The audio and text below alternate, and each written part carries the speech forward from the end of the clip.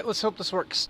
Okay, that's not the direction I was moving my mouse, but sure. I was thinking, you know, maybe once physics loaded in enough, it would be okay, but apparently not. You know what, fuck it, let's just full throttle it, see if it even catches the fact that I hit the full throttle button, because I don't think it will, actually. Oh, it did, you know, about 4 frames late. Oh, the brakes are still on. Okay, I'll wait till it's no longer not responding, then I'll hit the brake button. Okay, that's it, I'm giving up. Oh no, I told it to empty all the seats. It's gonna fucking crash. We should have no more muffalo is self and spacecraft landed nearby too. That's not a spacecraft, that's a piece of a spacecraft. So this is the Dovetail 300. It is a passenger plane that is capable of holding 144 Kerbals in all of these seats, sitting 6 to a row, and there are, how many rows? 12 rows? 24 rows of seating. I tried to load this full of Kerbals. I do have enough Kerbals assigned, you know, existing, but it didn't really go very well. It's got a interesting little roof in here, trying to somewhat simulate the overhead bins, but it's more that they don't need as much room above them when they're sitting, and without their helmets on, they actually don't need much room at all. Above them, this area could be used for putting in some fuel or some cargo, and then there is a massive cargo hold underneath as well. The back is actually a Mark I crew cabin, and so is the front, because it gives us the nice little door in there, but they're not counted in the 144 passenger accommodation. Technically, you know, there's another 5 that sit in the cockpit, and then technically those 2 Mark I crew cabins can seat an additional 4, but shh, pretend they're not there.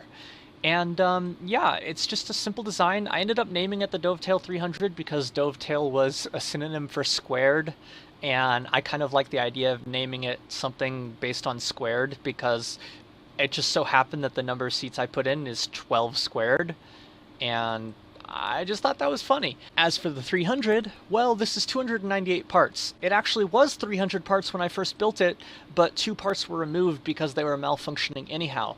And you know what? Now that I'm thinking about it, it doesn't have the best control authority with only a few of these smaller ailerons on here. So it turns out that maybe the 300 was a good idea for a name after all, because I'm going to add a couple more ailerons on board, and we'll have slightly better control. And also, I noticed that the existing ones were not actually lined up as well as I want them to be. So yeah, we're going to take care of that as well. Now, unfortunately, this is a common thing with KSP physics. The landing gear, despite being behind the center of mass, act like they're not quite, and it bounces a lot off the front, and initially, these landing gear on the rear were just to prevent tail strikes, you know, as a backup measure, but it turns out they're quite useful for the plane on loading as well, because otherwise we will have issues. I'm going to go ahead and click this so we can see our thrust to weight ratio as it starts building up. And we're starting to slide forward ever so slightly despite the brakes being fully engaged, so I'm going to go ahead and disengage them. You can see the engines are actually pointed ever so slightly up, as are our main wings, in order to get a bit more lift while traveling at a level space relative to the cockpit at least. And yeah, there's nothing in the tail, this tail section that we have back here, although it is kind of funny that the the Mark I crew cabin does visually stick out here. And you'll also notice that as we increase speed, if I were to actually turn off the SAS, the front wheel will start to come up on its own, if I remember correctly. Maybe I fixed that. Apparently I fixed that. In any case, we're about to run out of runway, so I'm going to go ahead and pull us up off of the ground fairly aggressively, nearly a tail strike, but it's fine. Now, with the previous flight test, I actually did not have the forward and rear Mark III to 3.75 meter adapters filled with fuel. I only had the wings filled with fuel. So this is heavier than it was during my tests, but that also means that it can fly farther. I also wanted to check, okay, so the flow rate on my engines, at least at this low altitude, is 0.77 liters per second. I know they're just units, not leaders, but they're effectively leaders as far as I'm concerned. So, yeah, there we go. And it occurs to me, I did seat some Kerbals in here, so they're probably all in the front though. Oop, let's get this around, and yep. Just in the, actually, let's, where is it, aim camera. Oh, that's too far. Yeah, so we have 3 in the front row, 1 in the second row, and that's all. And if any of them stand up, their neck will be caught on this these structural panels above them, which is obviously not the best way to do things, but it's okay. Everything's fine. And yeah, the plane flies quite well. It is slow to respond on the ailerons, although it's certainly a lot faster to respond than it was last time I used it. Of course, that's because I just doubled its control authority on the ailerons. The pitch is a bit slow to respond as well, but it's a passenger plane. It doesn't need to be that snappy. The yaw control is pretty powerful, although right now it looks like we're actually starting to... Oh wait, no. I was just hitting the wrong button.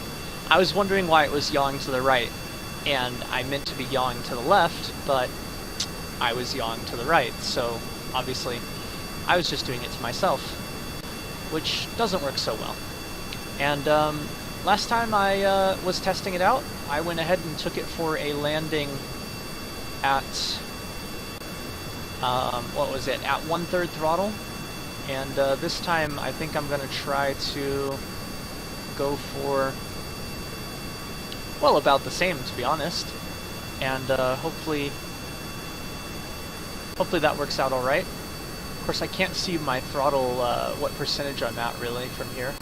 I'm gonna guess right about there is about 1/3, more or less. We might actually need slightly more throttle, just because we are heavier than we were previously. But I'm also, as you can already see, doing this from inside the cockpit, which is not my forte, especially not in this particular cockpit. I'm not super familiar with it, and I've not landed many... Actually, gosh, I know I've landed from this view once before, but not in a while, and so it's definitely something that I'm not so good at. I'm actually going to go ahead and turn a bit more and throttle up a bit more, because I'm going to try and get us lined up for the runway better. I'm going to go ahead and turn just a bit harder. Of course, we're also... our altitude's pretty low.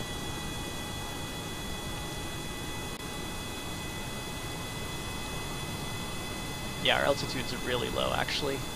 Our surface speed is falling quite a bit, too.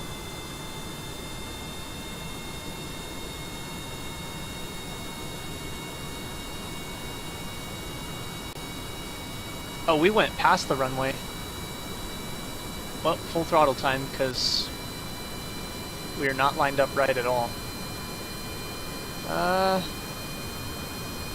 Okay, let's go ahead and drop the throttles back a bit. Let's go ahead and get the gear down. Alright. Now we are coming in quite fast, so I'm going to go ahead and start pulling up slightly.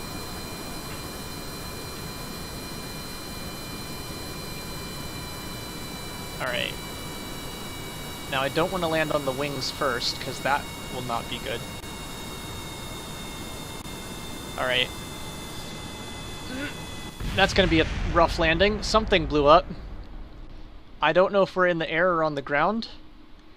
Okay, we're definitely on the ground now. We lost one of the we lost both engines, probably. You know what? We bounced hard enough. We lost both engines, I'm sure. Yeah. Those engines sat pretty low to the ground, so it makes sense, but yeah. That said, considering I haven't landed from that cockpit view in forever, and I landed at a really shitty angle, I'm quite happy with that landing. Oh yeah, part of the way the bottom was designed, I do have Kerbal inventory system installed. I just don't put modded parts on my designs to start with, but there is enough room down here to put those portable containers down here. Of course, there isn't exactly a door to access them, which is a bit of a problem, but Yeah, you could put those down there if you want. All right, and here we go. This time I'm starting her up before she's even finished bouncing and not engaging the brakes.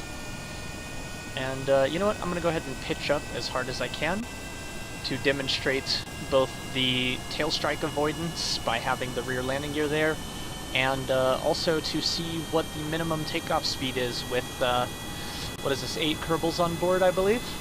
I don't know if the cockpit mass actually changes when you have Kerbals on board or not, but I know the external command seats, the mass of the Kerbal is taken into account. Now previously I've taken off at 60 meters per second if I remember correctly. I imagine it's going to take a bit more than that now that we're heavier. And looks like, alright, right around 68, 69 meters per second, 0.7 thrust to weight ratio is when we can manage to pull up off of the ground. So I'll just say 70 meters per second is the minimum flight speed as a, you know, an extra 2 meters per second should be a good, you know, barrier. I'm going to go ahead and maintain our climb at 15 degrees or so. Oh, we only have, was it 3, 4, 5, 6? We have 6 Kerbals on board because we have 2 in the cockpit and we have 4 in the back seats. And I didn't realize that they gave little profiles to the Kerbals in the seats now, so I didn't realize that, you know, those little cameras down there, that might have something to do with why my computer couldn't handle loading this before. Of course, when I turned on the interior cutaways, you can see our little Mark I cabins in there that are not really supposed to be in there, but they are nonetheless. Yeah.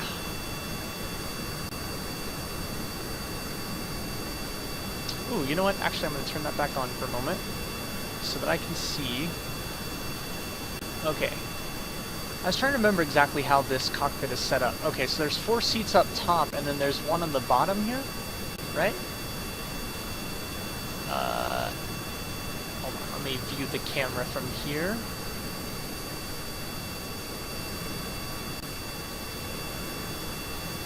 Because aren't there 5 Kerbals supposed to sit in here? I thought there were. Apparently it's only 4? I mean, I only see 4 seats up here. Where would the other one sit? Oh wow.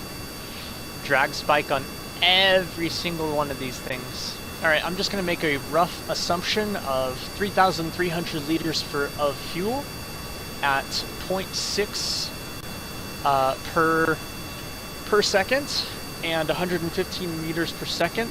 That gives us 5,500 seconds of flight time, or 91.6 minutes, and that gets us 55,000 times, what I say, 110?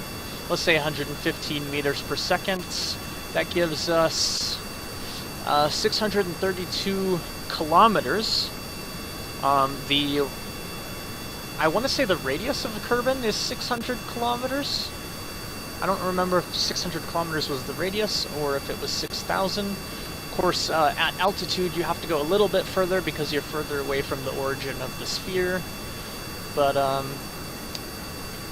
so I really am still not quite sure how far this goes relative to the planet, but it's still a decent amount as far as I'm concerned. And of course you could always stuff more fuel in here. It just wouldn't perform as well for the first part of its flight. One of these days I'll make a long-distance plane in this game. Maybe. I don't know. Of course, we are still managing to climb, although we're definitely nearer to the flight ceiling. Time to spiral and die. Go ahead and set ourselves to ground altitude. And continue this barrel roll until we're aiming down. Well, I stopped the roll part of it, but aiming down is good fun.